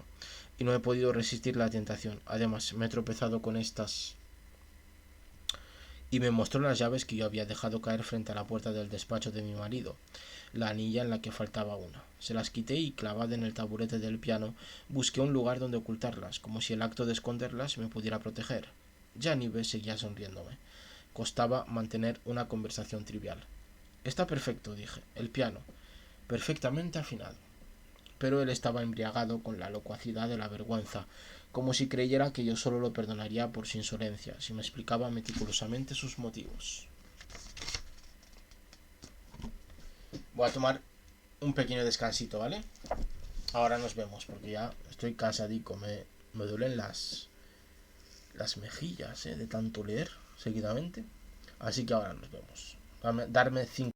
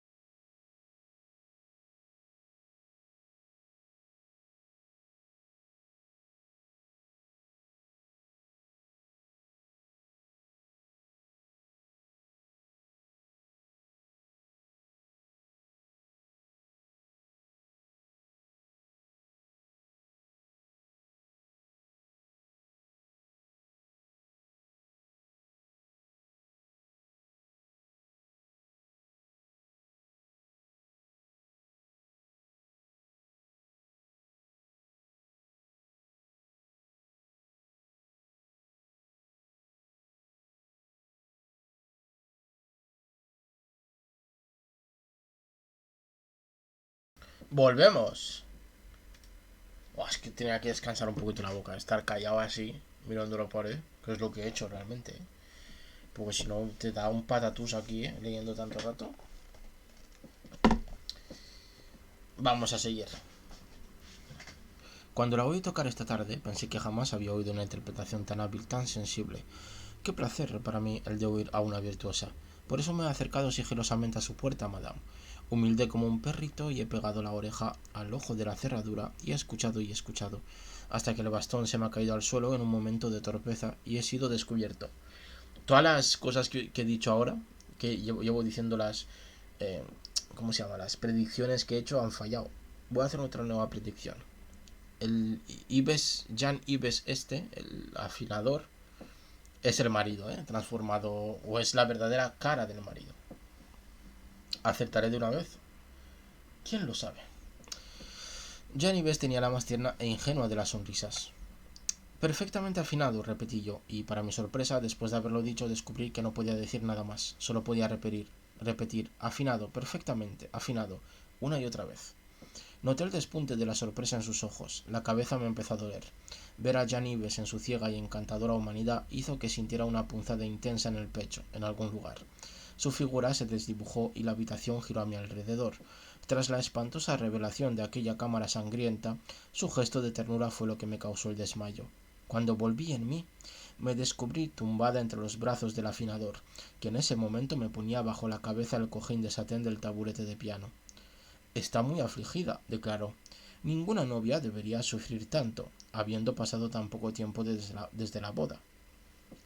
Sus palabras tenían el ritmo del campo, el ritmo de las olas. Toda novia condenada a este castillo debería llegar de luto y traer consigo a un sacerdote y un féretro, dije. ¿Qué ocurre? Ya era tarde para guardar silencio, y aunque él también era una de las criaturas de mi esposo, al menos me había tratado con amabilidad, así que se lo conté todo. Las llaves, la prohibición, mi desobediencia, la sala, el potro de tortura, la calavera, los cadáveres, la sangre. Apenas lo puedo creer, dijo asombrado. Un hombre tan rico, de tan alta cuna. Aquí está la prueba. La llave fatal se me cayó del pañuelo a la suave alfombra. Oh Dios, puedo oler la sangre. Me tomó de la mano, me abrazó con fuerza, aunque era poco más que un muchacho, noté una gran fuerza en él. En la costa se cuentan todo tipo de historias extrañas, siempre en voz baja, confesó. Hubo una vez un marqués que cazaba jovencitas en tierra firme. Las cazaba con perros, como si ellas fueran zorros. Mi abuelo me contó una historia que a su vez le había contado su abuelo, de cómo un día el marqués sacó una cabeza de las alforjas de su caballo y se la enseñó al herrero mientras éste herraba su montura. Buen espécimen de su sexo, la morena, ¿verdad, Guillaume? Y era la cabeza de la mujer del herrero. Pero en estos tiempos, más democráticos, mi marido debía de viajar a un lugar tan alejado como París para disfrutar de la caza en los salones. Jan Ives notó mi estremecimiento al instante. Oh, madame, siempre pensé que eran historias de viejas, cosas de tontos, cuentos para asustar a los niños que se portan mal y hacer que se porten bien. Pero, ¿cómo podría saber usted, una forastera, que el nombre antiguo de este lugar es el Castillo de la Muerte? ¿Cómo podía saberlo? Sí, salvo por el hecho de que en mi corazón siempre había sabido que el señor del castillo sería mi muerte. Escuche, exclamó mi amigo de repente. El mar ha cambiado de tono. Parece que el alba se aproxima, porque la marea está bajando.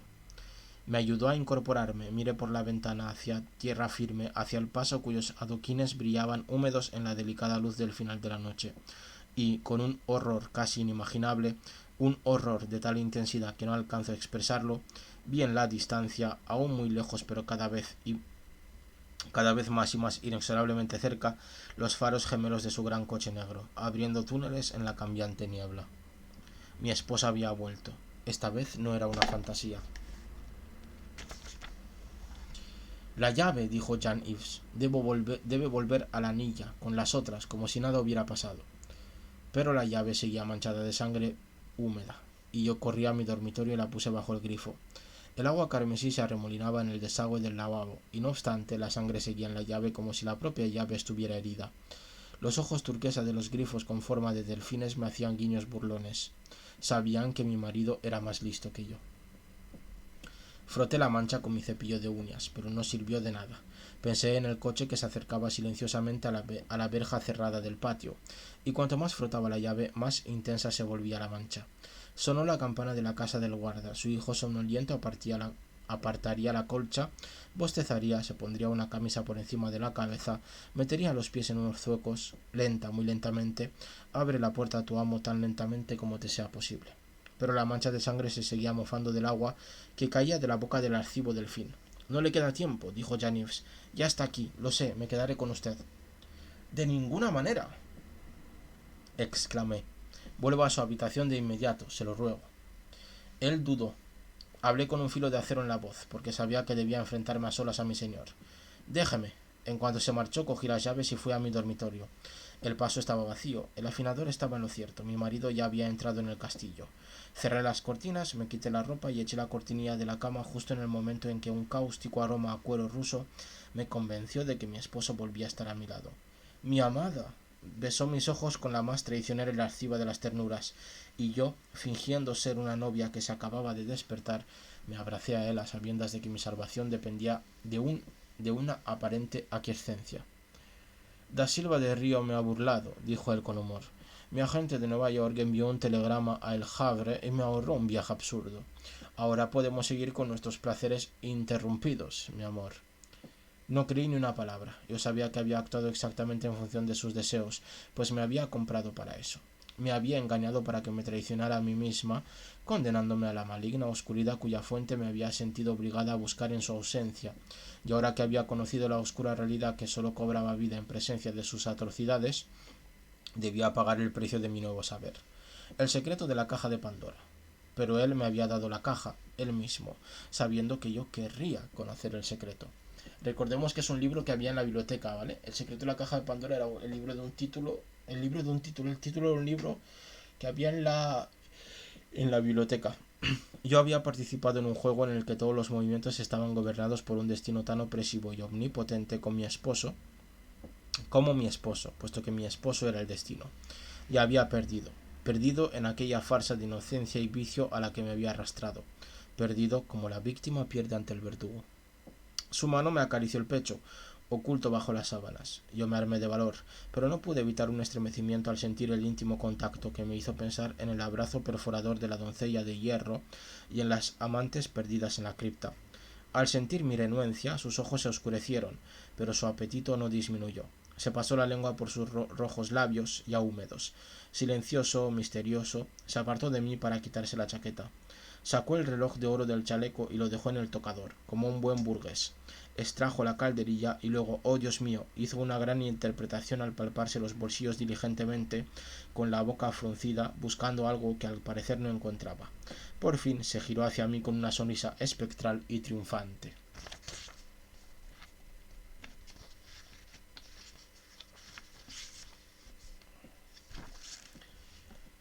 Ah, claro, te di las llaves a ti. ¿Las llaves? Sí, claro que sí. Están aquí bajo la almohada. Espera un momento, pero... Ah, no. ¿Dónde las habré metido? Recuerdo que en tu ausencia estuve matando el tiempo al piano. Por supuesto, la sala de música. Bruscamente lanzó mi negligé de encaje sobre la cama. Póntelo y ve a buscarlas. Ahora mismo. ¿No puedes esperar hasta mañana, mi amor? Me obligué a ser seductora. Me vi a mí misma pálida, dócil como una planta que roga que la pisen, una docena de jóvenes vulnerables y tentadoras reflejadas en otros tantos espejos, y vi que él estuvo a punto de no poder resistir la tentación. Si se hubiera metido en la cama conmigo lo habría estrangulado. Pero gruñó, no puede esperar, ahora. La luz sobrenatural del alba llenaba la habitación. Era posible que yo solo hubiera visto otro amanecer en aquel vil lugar, y no podía hacer nada salvo ir, coger las llaves del taburete del piano y rezar para que mi esposo no las examinara bien. Rezar a Dios para que la vista le fallara, para que lo dejara ciego. Cuando regresé al dormitorio con el manojo de llaves, que tintineaba a cada paso como un extraño instrumento musical, él estaba sentado en la cama en mangas de camisa, con la cabeza entre las manos. Me pareció sumido en la desesperación. Qué extraño. A pesar del temor que me causaba y que me dejaba más blanca que la prenda que me envolvía, sentí que en ese momento emanaba de él un hedor a desesperación completa, horrenda y repugnante, como si los lirios que lo rodeaban hubieran empezado a pudrirse o como si el cuero ruso de su aroma estuviera regresando a los elementos de la piel desollada y los excrementos que lo componían. La gravedad tónica de su presencia ejercía una presencia tremenda en la habitación, hasta el extremo de que la sangre resonaba en mis oídos como si nos hubiéramos precipitado hasta el fondo del mar, bajo las olas que rompían en la orilla. Mi vida estaba en mis manos, en aquellas llaves que, en un momento después, dejaría entre sus dedos de uñas bien cuidadas. Las pruebas de la sangrienta cámara me habían demostrado que no podía esperar piedad. Sin embargo, cuando alzó la cabeza y me miró con ojos opacos y entrecerrados, como si no me reconociera, sentí una lástima llena de terror hacia él, puesto que aquel hombre vivía en sitios tan extraños y secretos que si yo lo amaba lo suficiente como para seguirlo, tenía que morir. Qué atroz soledad la de aquel monstruo. El monóculo se le había caído de la cara, su melena rizada estaba revuelta, como si se hubiera pasado las manos por ella en su desconsuelo. Noté el instante en que perdió su impasibilidad y se llenó de una excitación contenida. La mano que extendía para los contraataques en su juego de amor y muerte tembló un poco. La cara que giró hacia mí contenía un delirio sombrío que me pareció deudor de una vergüenza espantosa. Sí, pero también de un júbilo culpable cuando llegó lentamente a la conclusión de que yo había pecado. La mancha traicionera se había convertido en una marca con la forma y el fulgor de un corazón de baraja de cartas. Mi esposo sacó la llave de la anilla y la miró durante un rato, solitario, pensativo. «Esta es la llave que lleva al reino de lo inimaginable», dijo. Su voz era baja y tenía el timbre de esos grandes órganos de catedrales que, cuando se tocan, parecen conversar con Dios.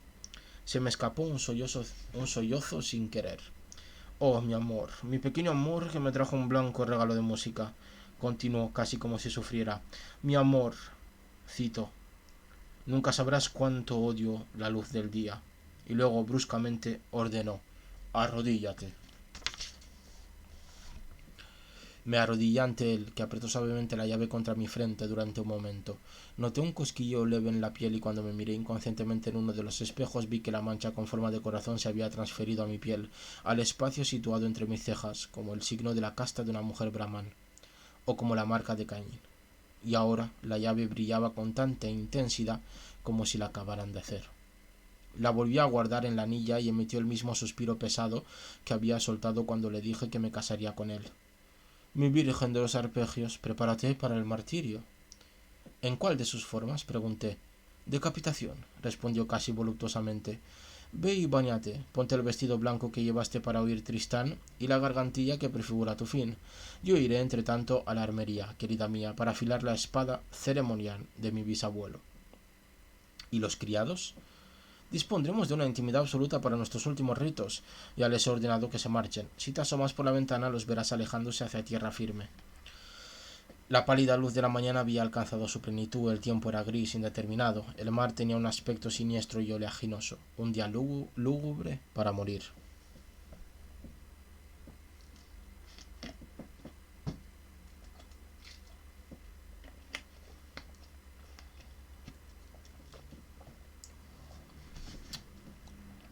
Como se seca la boca. Por el paso salían cada doncella y cada pinche, cada lacayo y friegaplatos, cada ayuda de cámara, lavandera y vasallo que trabajaban en el castillo.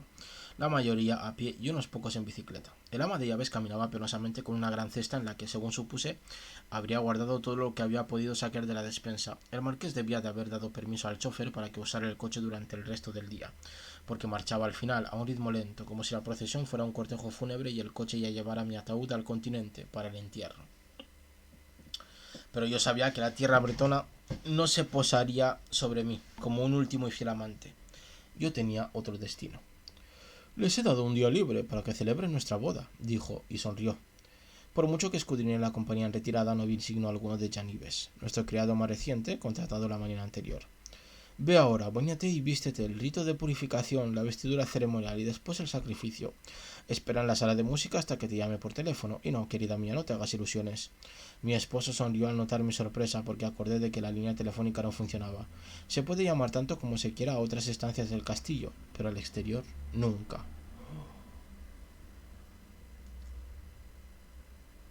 Así que cuando llamó a su madre, quien se hizo pasar por su madre fue la doncella que es la niñera de este señor, ¿vale? Que odia tanto a nuestra protagonista. Madre mía, se la han liado, se la han liado. ¡Oh, no! Me froté la frente con el cepillo de uñas como había frotado antes la llave, pero hiciera lo que hiciera, la marca roja se negaba a desaparecer y yo supe que la llevaría hasta el momento de mi muerte, que ya estaba cerca. Luego entré en el vestidor y me puse el traje blanco de muselina, la prenda de una víctima para un auto de fe, la que mi esposa me había comprado para el Liebestod. 12 muchachas cepillaron 12 gavillas lánguidas de cabello castaño en los espejos. Pronto no habría ninguna. La masa de lirios a mi alrededor destilaba ahora el perfume de su putrefacción. Parecían los clarines de los ángeles de la muerte. En el tocador, enrollada como una serpiente a punto de atacar, descansaba la gargantilla de rubíes. Ya casi sin vida, con el corazón aterido, bajé la escalera de caracol y entré en la sala de música, donde descubrí que no me habían abandonado. ¿Le puedo ser de algún consuelo?, dijo el muchacho, aunque no de mucha utilidad. Arrastramos el taburete del piano hasta la ventana abierta para que yo pudiera oler, mientras me fuera posible, el antiguo y reconciliador aroma del mar, que con el tiempo lo limpiaría todo y restregaría los viejos huesos hasta dejarlos blancos, completamente libres de mácula.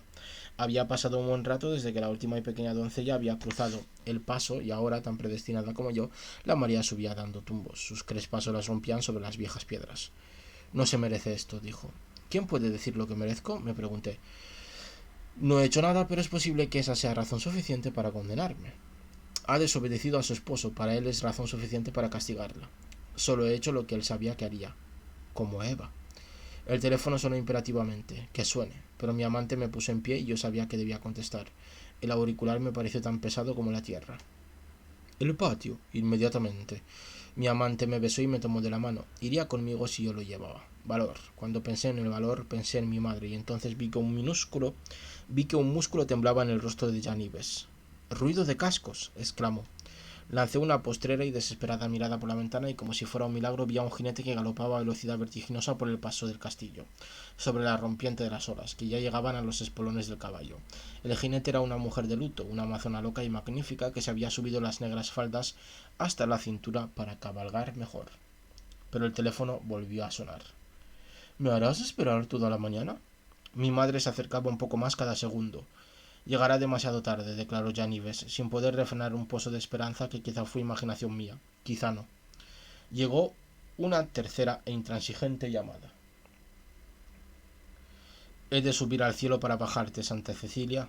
Mujer perversa, ¿acaso deseas que agrave mis crímenes profanando el lecho nupcial?». Yo debía bajar al patio donde mi esposo esperaba junto a un tajo de verdugo con sus pantalones de sastre londinense, su camisa de Turnbull y Acer, y la espada que su bisabuela había presentado a Le Petit Caporal en gesto de rendición a la República antes de pegarse un tiro. La pesada espada, desenvainada y gris como una mañana de noviembre, afilada como un parto mortal. Cuando mi esposo vio a mi acompañante, dijo: «Que el cielo guía al ciego, ¿eh? Pero ni un joven tan cegado por el amor como usted puede creer que ella estaba verdaderamente ciega ante sus propios deseos cuando aceptó mi anillo. Devuélvemelo, puta». Las llamas del ópalo ya se habían apagado. Me lo quité encantada del dedo y aun estando en aquel lugar de dolor, mi corazón se sintió aliviado al instante. Mi esposo lo cogió con dulzura y lo depositó en su menique, de donde no se movería. Me servirá con una docena más de prometidas», dijo. «Ven al tajo, mujer. No, deja al chico. Ya me encargaré de él más tarde, con un instrumento menos elevado que el que voy a usar para honrar a mi esposa en su inmolación. Y no temas, la muerte os separará». Lentamente, un pie después del otro, crucé el adoquinado del patio. Cuanto más retrasaba mi ejecución, más tiempo daba al ángel vengador para descender y... «No pierdas el tiempo, muchacha. ¿Crees que perderé mi apetito por la comida si tardas tanto en servirla? No. Estaré más hambriento y voraz cada segundo, más cruel. Corre hacia mí, corre. He preparado un sitio para tu exquisito cadáver en mi exposición de carne». Alzó la espada y cortó gajos brillantes de aire con ella, pero yo seguía retrasando el momento aunque mis esperanzas, tan recientemente avivadas, empezaban a flaquear. Pensaba que, si mi madre no había llegado ya, era porque su caballo había tropezado en el paso y la había arrojado al océano. Solo me alegraba una cosa: que mi amante no me vería morir. Mi marido posó mi frente marcada en el tajo de piedra y, tal como había hecho en una ocasión, hizo con mi pelo una coleta y lo apartó de mi cuello. «Un cuello tan bonito», dijo con lo que pareció una ternura retrospectiva y sincera. «Un cuello como el tallo de una planta joven».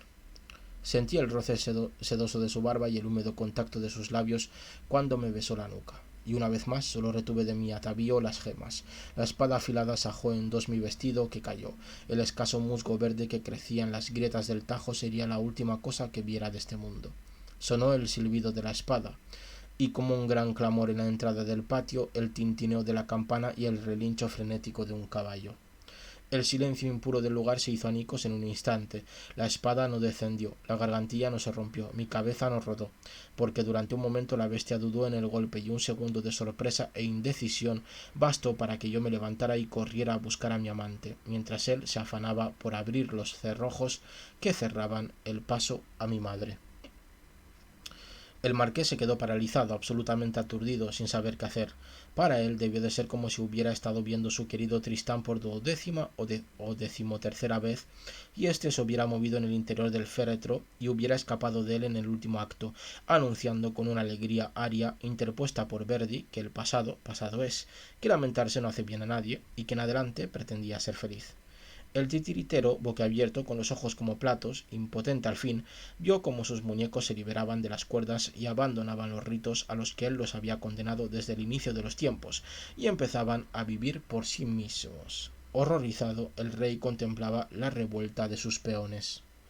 Nunca habéis visto nada tan salvaje como mi madre, su sombrero confiscado por el viento y arrastrado al mar de manera que su pelo era una crin blanca, piernas expuestas hasta el muslo, faldas recogidas alrededor de la cintura, una mano en las riendas del caballo encabritado y la otra en el revólver de servicio de mi padre, recortándose contra las grandes olas del violento e indiferente mar, testigo de una justicia furiosa.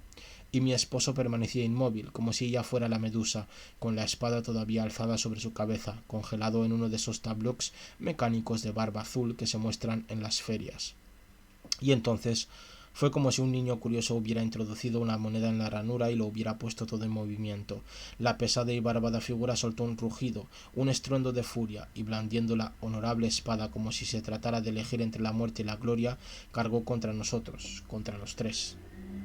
El día de su 18º cumpleaños, mi madre había dado muerte a un tigre devorador de hombres que había causado estragos en los pueblos de las montañas del norte de Hanoi. Ahora, sin un momento de duda, alzó el arma de mi padre, apuntó y puso una bala solitaria e irreprochable en la cabeza de mi esposo.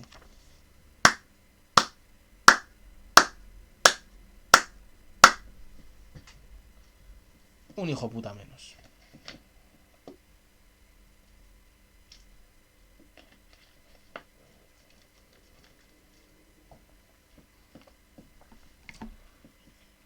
Llevamos una vida tranquila los tres.